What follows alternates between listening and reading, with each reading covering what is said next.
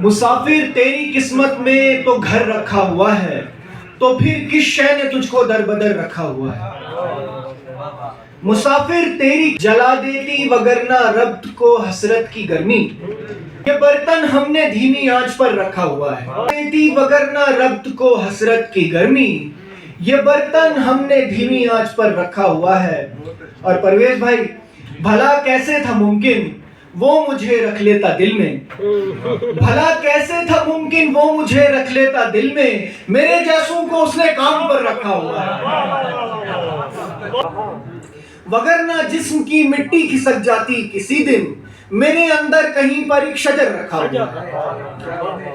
وگرنہ جسم کی مٹی کھسک جاتی کسی دن، میرے اندر کہیں پر ایک شجر رکھا ہوا ہے۔ شفا کے خوف سے زخموں کو تازہ دم کرتا، شفا کے خوف سے زخموں کو تازہ دم کرتا، میں خالی وقت میں بچھڑے ہوں کا غم کرتا۔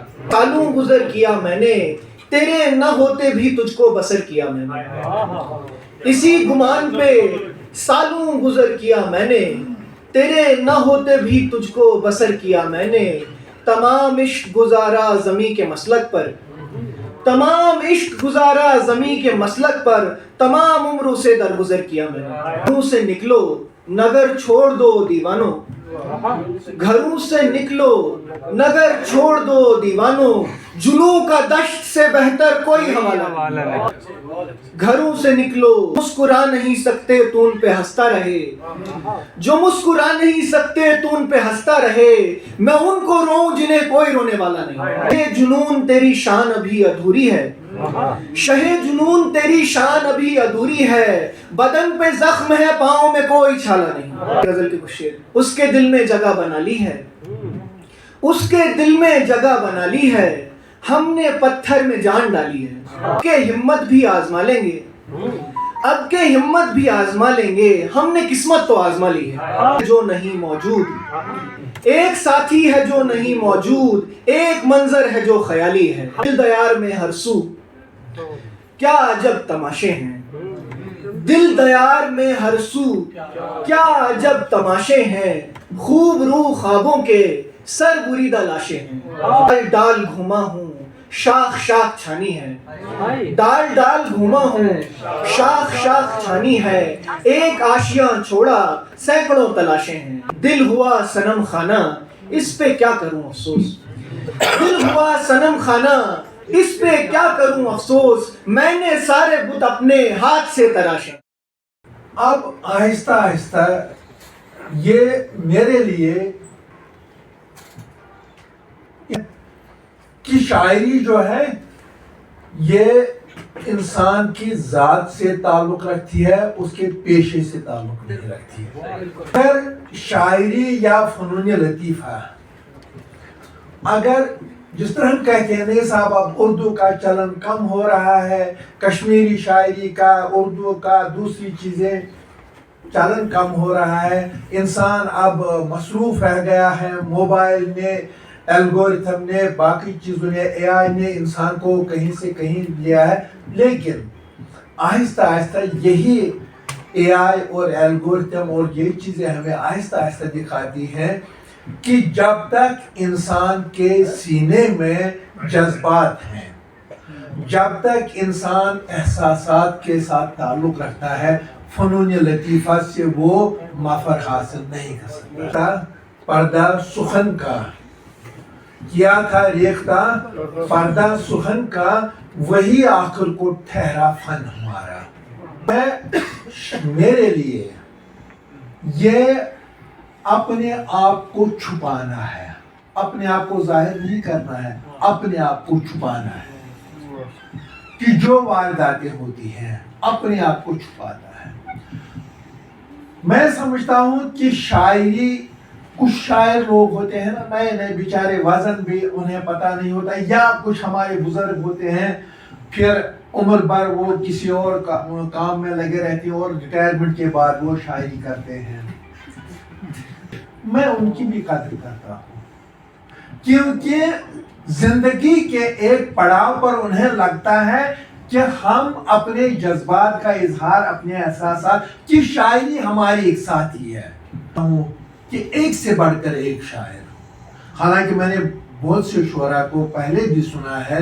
عمر فیاض کو میں نے سنا ہے, آصف صاحب کو میں نے سنا, تسنیم الرحمن حامی کو میں نے سنا ہے, پرویز گلشن کو, بہت سے لوگوں کو میں نے پہلے سنا ہے, ہجرت مومن کو.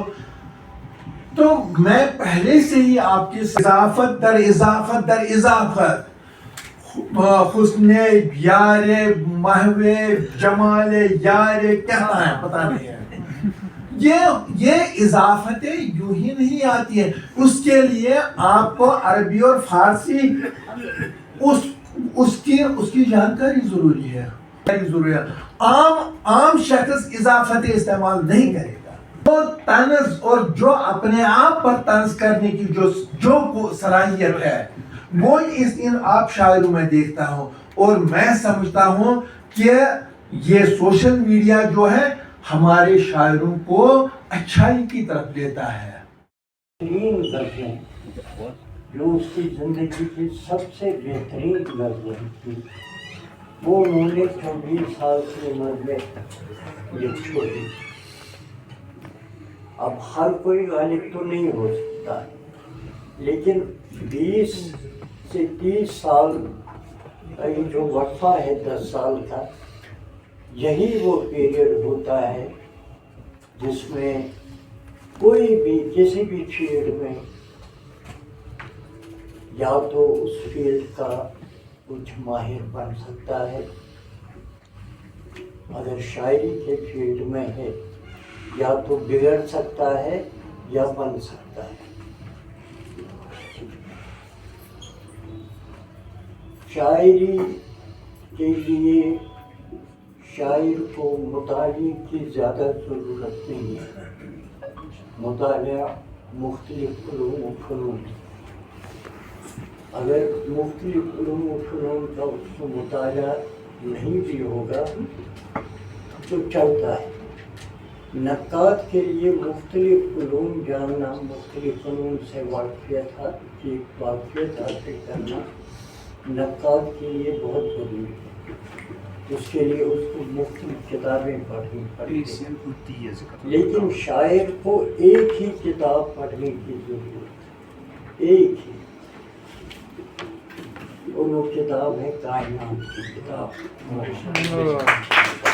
یہ کائنات کی کتاب ایک دم سے نہیں پڑھنی, اور یہ کائنات کی کتاب ایسی ہے کہ وہ اپنا مطالعہ کرنے بھی نہیں. یہ کائنات کی کتاب ہر روز ہر لمحہ اپنا ایک ورق آپ کے سامنے کرتی ہے, اور عمر کے مختلف مدارج میں آپ اس کتاب کو پڑھتے رہتے ہیں اور مختلف تجربے حاصل کرتے ہیں. وہی حاصل ہے شاعر کا. وہ احساسات کی صورت میں, جذبات کی صورت میں, سوچ اور فکر کی صورت میں اندر ہی اندر تپتے رہتے ہیں, اور وقت آنے پر لفظوں کے ذریعے کاغذ پر شاعری بن کر وہ ہمارے سامنے آتی ہے. آج جتنے لوگوں نے شعر کی, یہ میرا مشورہ ہے تمام جوان سال شاعری کے لیے. شاعری آج کل دو ہی طرح کی شاعری ہوتی ہے.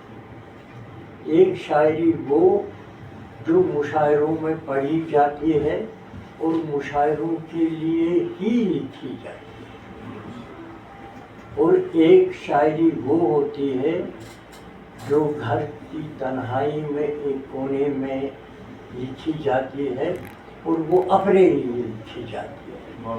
بعد میں اگر لوگ اس کو پڑھتے ہیں, پسند بھی کرتے ہیں تو وہ بونس ہے, لیکن وہ گھر کے کونے میں مشاعرے کو دھیان میں رکھ کر اگر شعر گڑے گا, شعر کہے گا, تو وہ شعر پھل جھڑی کی طرح ایک بار چمک جائے گا. اس کے بعد کیا, پھل جھڑی جو جلتی ہے تو रोशनी का एक फव्वारा निकलता है, उसके बाद तो वो कुछ नहीं है, यानी वो उसका काम हो गया। हम उस शेर को बार बार नहीं पढ़ सकते। वो एक बार काम आ गया किसी मुशायरे में, दो चार बाबा दाद वगैरह बटोर लिए, उसके बाद उस शेर का कोई मकसद ही नहीं है। यानी शेर ऐसा करने की कोशिश करो जो for all times to come. उन्होंने अपने दौर के लिए नहीं लिखा, उन्होंने अपने दौर में लिखा जरूर, अपने दौर में उनको पसंद भी किया गया, गालिब को तो पसंद ही नहीं किया गया अपने दौर, लेकिन आने वाले जितने भी अदवार थे उनके बाद उन अदवार में वो रेलेवेंट रहे, यानी उनकी मुनासिबत कहीं गड़बड़ा नहीं गई, वो आज भी मुनासिब, वो शायरी हम आज भी पढ़ते हैं। यही मशवरा मैं आपको देना चाहता हूँ कि अगर आपको मुतालिया करना ही है, कायनात की किताब ठीक कर दीजिए, और फेसबुक यूट्यूब पर जो वायरल वीडियोस हैं मुख्तलिफ शायरों के, पाकिस्तानी शायरों के, हिंदुस्तानी शायरों के, जो बहुत अच्छी फुलझड़ियाँ, वो जो शेर उसमें लोग बहुत पसंद करते हैं, वो शायरी ज़्यादा देर तक देर पा नहीं होती। वो शायरी वक्ती तौर पर बहुत हमें पसंद तो आती है, लेकिन बहुत देर तक आपका साथ नहीं देती, न कारी का साथ देती। कारी एक दो तीन बार उसको पढ़ेगा, उसके बाद परत दर परत मुख्तलिफ दौर में जो कारी आएंगे वो खोलते जाएंगे और आपको पहचानते जाएंगे। वो शेर तब पैदा होता है, खल्क होता है, जब वो शायर अपने लिए कहे, मुशायरे के लिए नहीं कहे। अगर शेर कहते वक्त मनसूबा बंदी ये हो कि ये शेर मुझे मुशायरे में पढ़ना है, रेडियो में पढ़ना है, टीवी में पढ़ना है, तो जिस शेर के पीछे मनसूबा बंदी हो वो शेर ज़्यादा देर तक कामयाब नहीं रह सकता। शेर वो होता है जो मनसूबा बंदी के बगैर अपने अंदरून, अपने एहसासात को अल्फाज के जामे में पेश किया गया, अपने लिए, अपने आप को तसल्ली देने, क्योंकि शेर कहना एक अर्ज है, एक अंदरूनी ख्वाहिश है। जैसे हमको खुशी आती है तो हमें कोई नहीं कहता आप खुश रहो, हमारा हाथ खुद ब खुद, क्योंकि ये ज़रूरत है, ये एक अर्ज है। यही अर्ज आप इस खुजली को मुशायरे में तो नहीं खुजलाते हैं कि मैं नहीं, फिर ये बात, जैसे कोई एक्टर या कोई भांड कोई हरकत करता है, कोई अजीब हरकत मुस्कुराहट करता है, अजीब ऊट पटांग हरकतें करता है लोगों का हंसाने के लिए, तो मेरा आपसे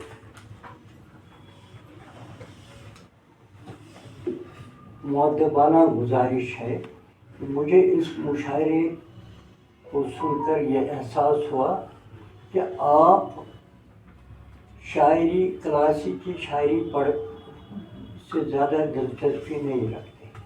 आप उन वायरल क्लिप्स को ज़्यादातर यूट्यूब और फेसबुक पर देखते हैं, उससे ज़्यादा मुतासिर। उसी तरह के शेर आपने हमको सुनाए, हमको अच्छे लगे, इसलिए कि आप कम उम्र है।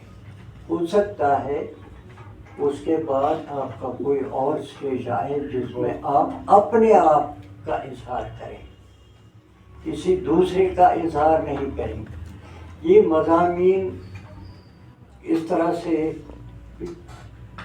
एक शेर वो होता है जो चौंकाता है, एक शेर वो होता है जिसमें मानी के समंदर होते हैं।